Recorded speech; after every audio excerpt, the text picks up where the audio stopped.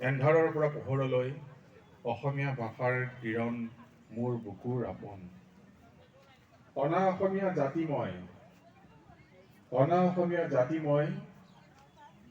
মই কিয় অসমীয়া হলো, মোৰ প্ৰথম চিনাকি ভাষা এয়ে মই অসমীয়া হলো। এজন অৰুণাচলী সহাকবিৰ মনৰ ভাৱ। এটা ভাষাক আপোন কৰি লোৱাৰ পিছত সেই মানুহজনে নিজকে অসমীয়া বুলি পৰিচয় দিছে।